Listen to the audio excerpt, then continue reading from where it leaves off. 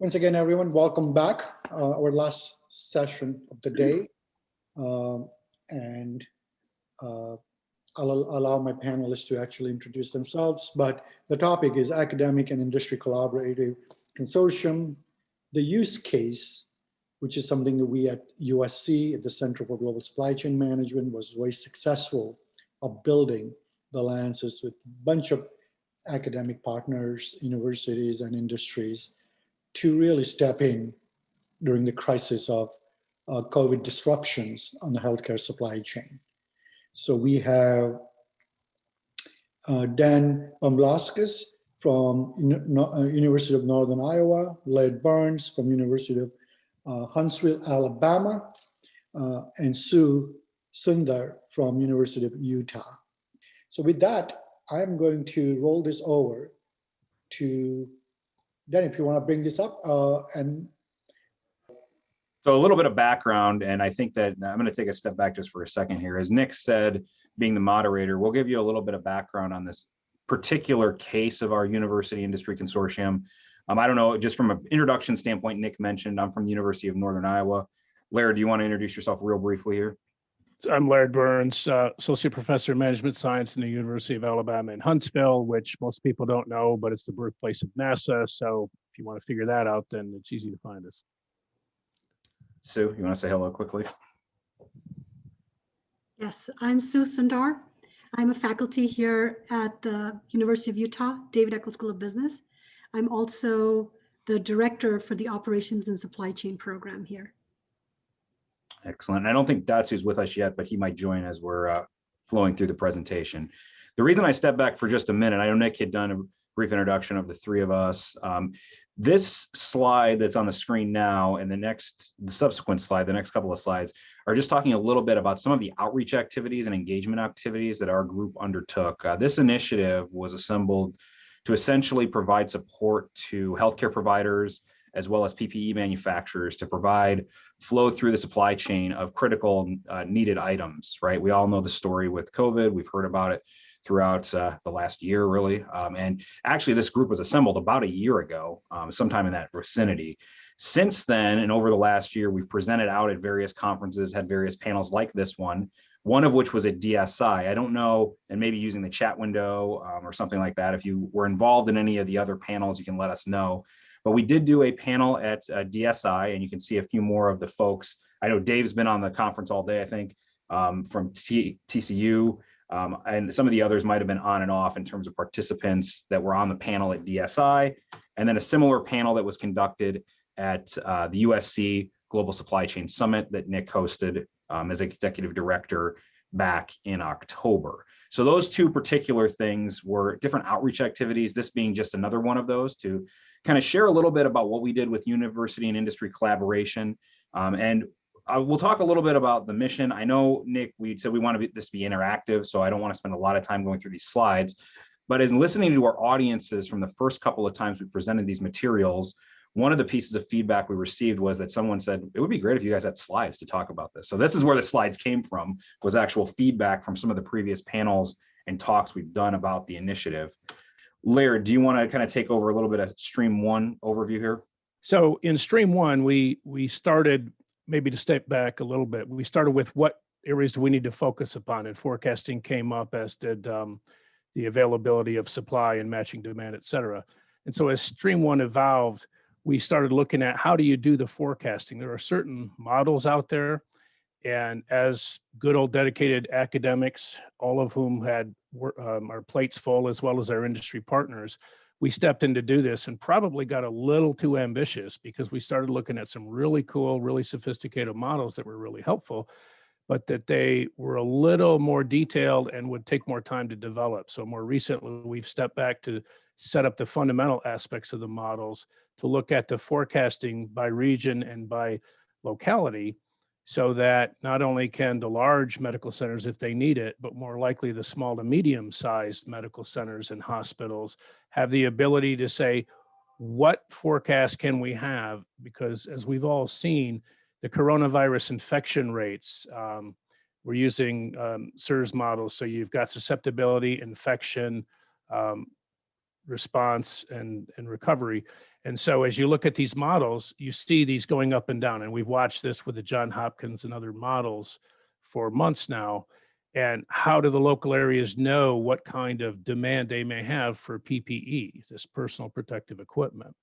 And so we're working to finalize that first initial set of models so that we can help feed Stream 2 to say, given that you have certain demand, say over the next 12 weeks that is forecast, what can they do to try to match supply and demand, both in terms of finding the available suppliers that may exist or are emerging suppliers, as well as moving into the last mile. Yeah, and I guess that is a good segue. Thanks, Laird, for sharing all that background. Sue, do you want to talk a little bit about the second stream now? So just to give, again, go back to what Nick and Dan said earlier, basically the background is on March 11th, 2020, the WHO declared COVID-19 as a global pandemic. So that was official. And we brought about this consortium, this amalgamation, this partnership between industry and university folks that we came together. And we created these different streams to be able to solve our problem. Now, what was the problem? The problem was that we had a gap between the supply and the demand for PPE and ventilators. There was a huge gap there. On March 19th, 2020, they came up with this where they said that 89% of healthcare providers say that they're facing a PPE shortage due to COVID-19. Now, this is a huge number. And this is exactly what Nick was talking about, that when he was getting those calls and he created this consortium to see how we could help as industry and university experts here, to see how we could help and do our little bit to solve this problem where 89% of healthcare providers are saying we don't have this basic PPE and ventilators that protects patients, but also protects healthcare providers. So this is the CDC's, as far as PPE is concerned, the kinds of stuff that we needed, that we talked about, where we had certain places where we had, some companies that had shortages of some of these PPE items. Some of them had surpluses of some items and shortages of the other items. Now, how do we bridge the gap? How do we make sure that the people who have excess and the people who have a shortage of the same item can talk to each other? And that's what Stream 2 did. Stream 2's goal was to bridge that gap between the supply and the demand. And how do we do that? By creating an information portal. And that's exactly what Stream 2 was. It was an information portal that helped basically help the healthcare providers, the suppliers, to talk to each other, people who need it, and also people who had an excess of it, and people who were suppliers all over the world. How are we, one of the things that I was thinking about is, yes, this started exactly a year ago in terms of this becoming an official crisis.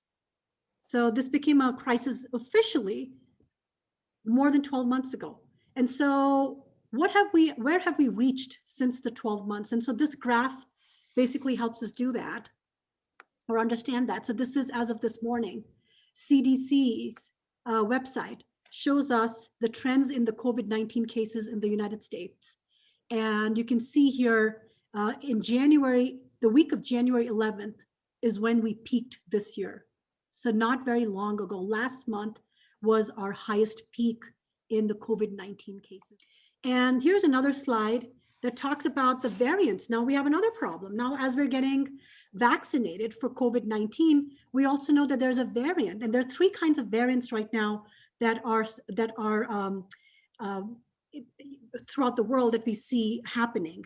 And this slide shows us the emerging variants in the United States and the color coded. So the darker the color in terms of blue is where we have more of the variants happening as of today. This is data as of today. All right, what about vaccinations?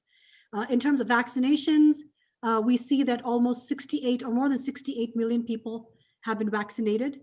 in the United States. Again, this is data as of this morning, but we continue our need for PPE and ventilators continues, and even given the variants, that makes our problem even more complex, given that we don't know how things are going to pan out. Are they going to get worse with the variants, or is the vaccine going to protect us against this new variant or not? And the other question is, how soon can we get all vaccinated?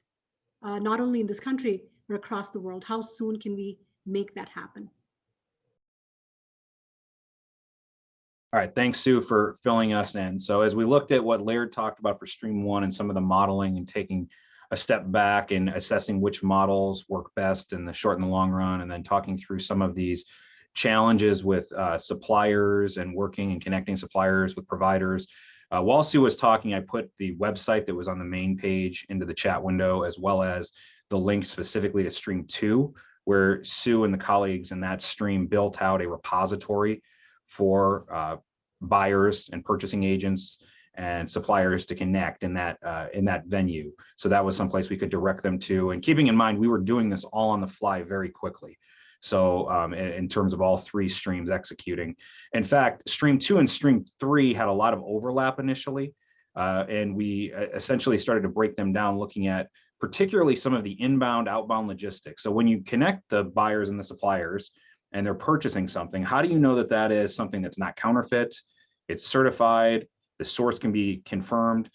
One of our very early discussions was, how do we make sure from a liability standpoint that we're making sure that folks are protected? Because you've got to go through that due diligence to make sure that you're not buying counterfeit items. We heard a lot about counterfeit items early on in the pandemic as there were shortages. So one of the things we heard a lot about was there were shortages, and maybe that was because of some of that demand supply imbalance that Stream 1 was trying to repair.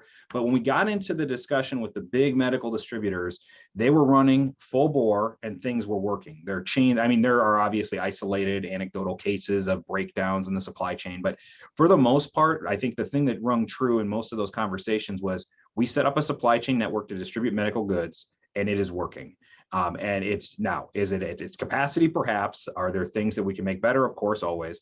But at the end of the day, the things were working. And even if you look at the vaccine situation, I'm in a county that's had a really, really difficult time getting shots in arms. The vaccines are there. It's more on the, we're minus 20 degrees Fahrenheit. We don't have tents to do mass tent vaccinations or drive-through vaccinations. So what do? We have to rely on our infrastructure to provide in-clinic shots in arms. That's very slow, and that's a bottleneck, right? So that's what we're seeing locally, and our numbers, especially up until probably the last few weeks, were atrocious. No one was getting shots in arms. Now we've since recovered. We've started to improve some of that, and actually they have done some of these tent vaccination setups, especially even for our healthcare employees. Some of the things that we're seeing from Texas.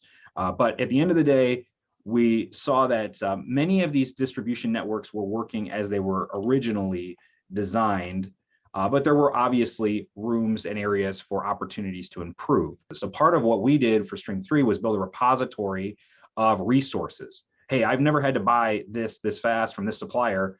What are what are the tools that I have available to me already at my disposal for making sure that they pass through import and custom as they're supposed to?